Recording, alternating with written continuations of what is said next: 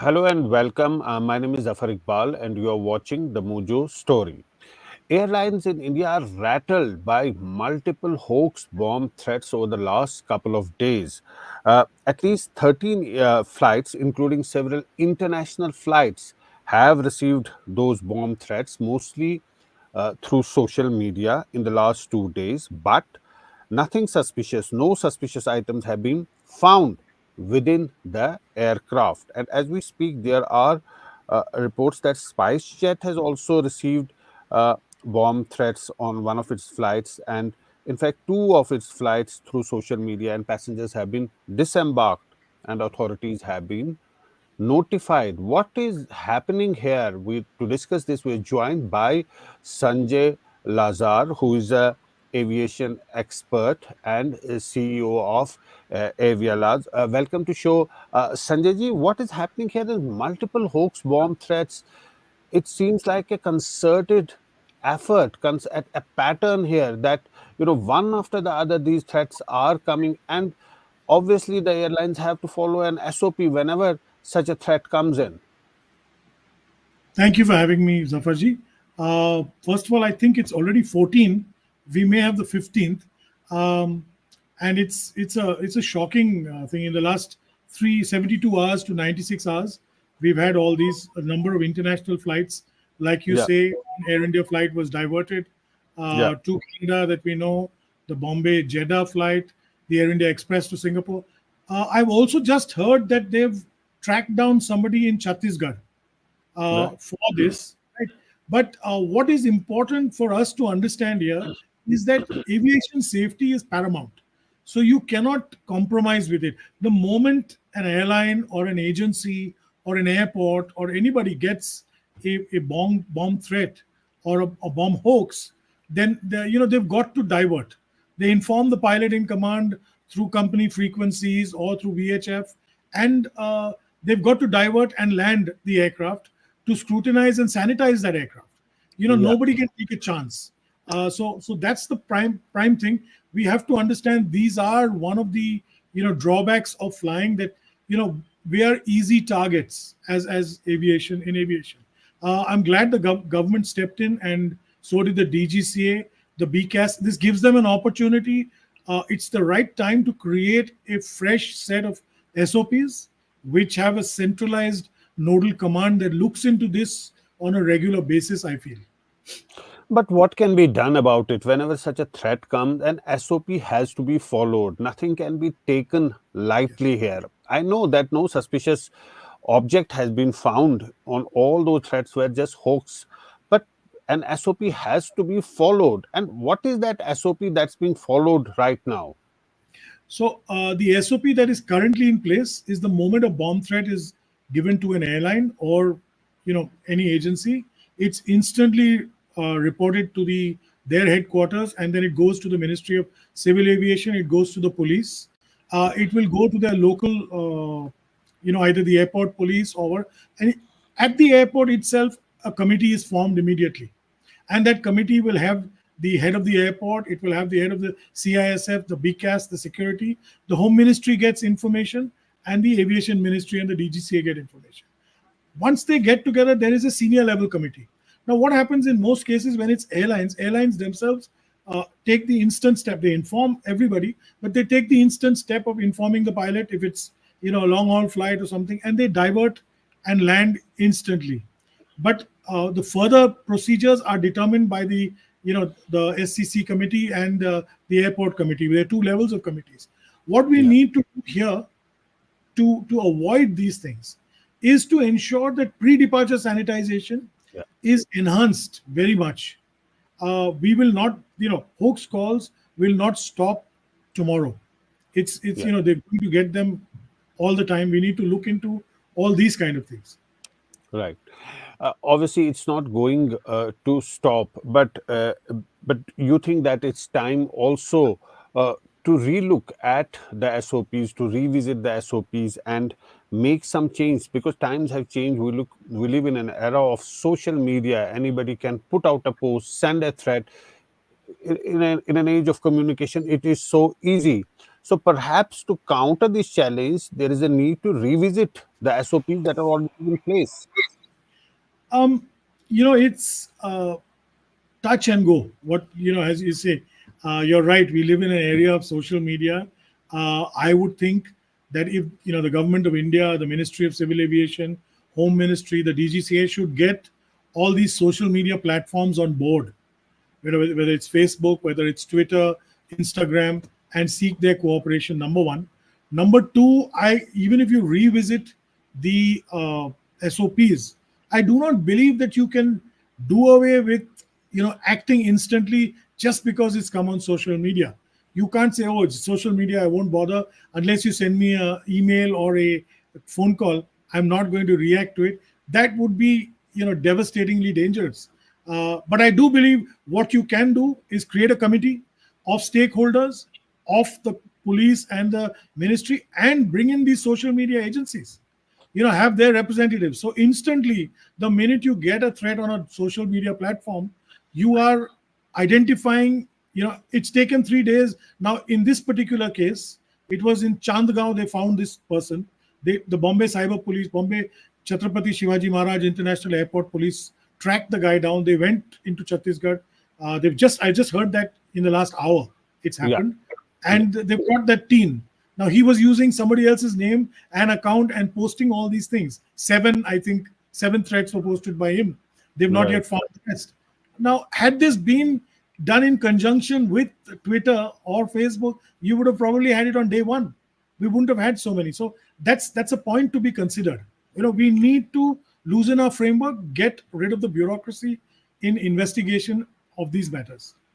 And whenever such a threat comes in, the pilot is informed. Obviously, the reaction of the pilot will be to divert the flight, to Yes. to do something to passenger safety is paramount, to do something at that point in time to follow the SOP. But how much of a loss is it incurs, the time, the resources, the people that are taken to a different destination and have then to move back or perhaps stay for the night at a different place? It is a cumbersome process. It's absolutely nightmarish. Let me tell you, even though you may have the most experienced pilot in command, receiving a bomb threat is a very serious business for the pilot and the crew, cabin crew on board aircraft. They take complete precautions. They follow their SOP. They divert to an airport, the nearest alternate airport that they have, as you rightly correctly pointed out. It does cause a huge cost overrun. Now, for example, imagine this Air India flight from Bombay to Delhi to Chicago has had to divert to northern Canada, Inuit. Imagine the kind of cost they would, landing charges, parking charges, fuel, crew charge, hotels, as well as disruption of everybody's schedule, not to mention disruption of the next day's return flight schedule. So there's a lot involved in this. The cost runs into lakhs.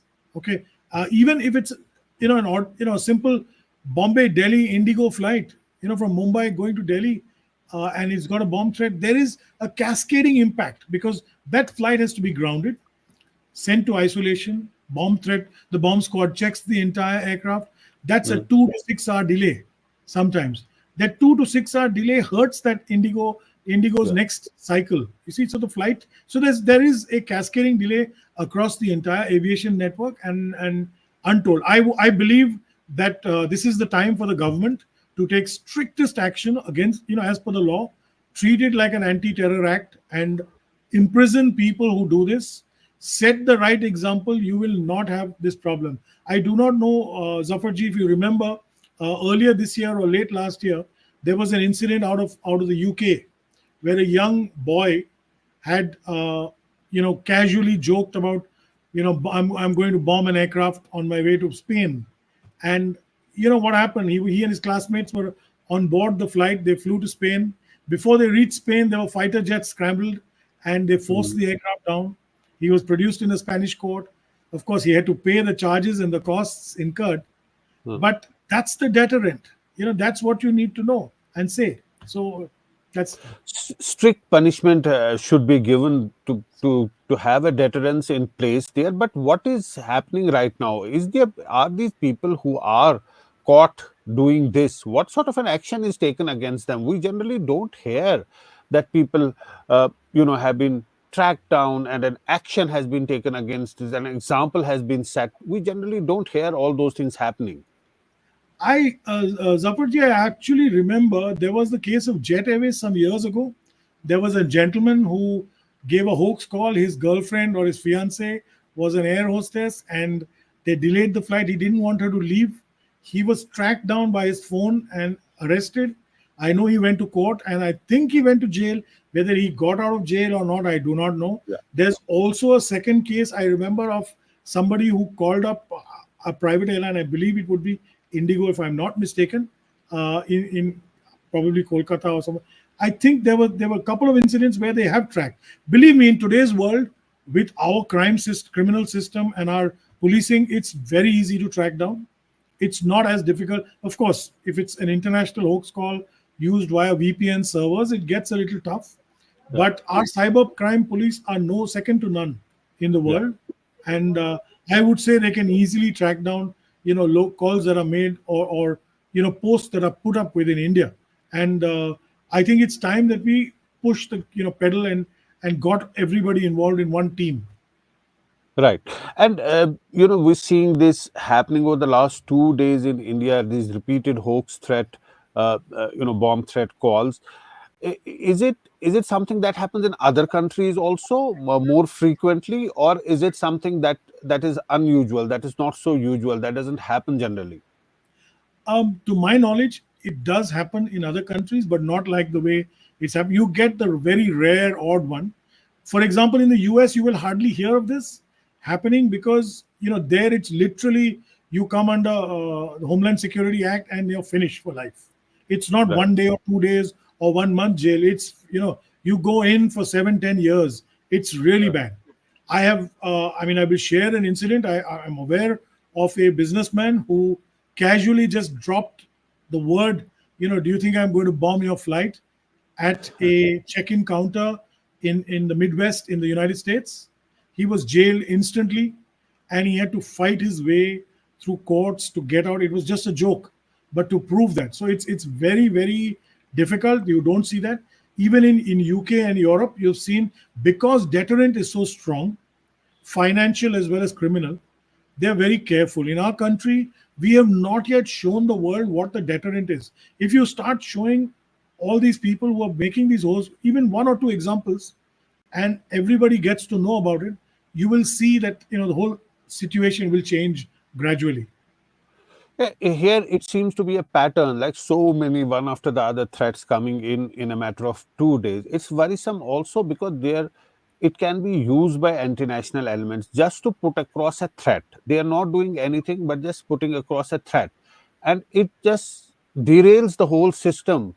It makes so much of a chaos everywhere without doing anything, just putting out a threat. So it Yes. is worrisome on different counts.